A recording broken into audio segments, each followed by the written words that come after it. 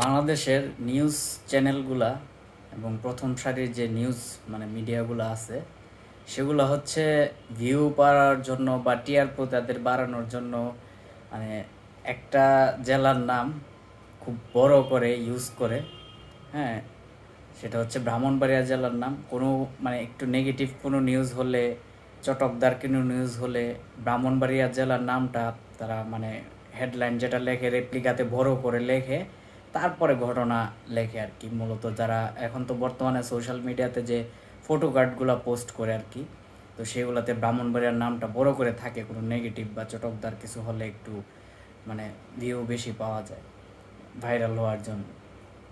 কিন্তু পজিটিভ কিছুতে কিন্তু মানে ব্রাহ্মণবাড়িয়ার নামটা আসে না। নেগেটিভ কিছু হলে পজিটিভ জিনিস করে আসলে তারা নেগেটিভ একটু চটকদার নিউজ করতে পারলে তাদের ভিউ বাণিজ্য বা টিআরপিটা বাড়ে আর কি।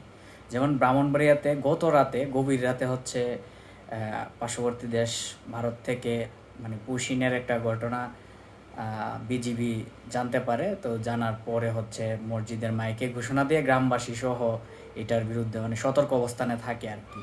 তো মানুষের কতটুকু ব্রাহ্মণবাড়িয়াবাসীর যে দেশপ্রেম, দেশের প্রতি, যে শুধু নেগেটিভ কিছুতেই ব্রাহ্মণবাড়িয়াকে টানা হয়, পজিটিভ বা ব্রাহ্মণবাড়িয়ার মানুষ যে দেশের জন্য সর্বদা প্রস্তুত, দেশের সার্বভৌমত্ব রক্ষার জন্য, এই নিউজগুলা আসছে মিডিয়াতে।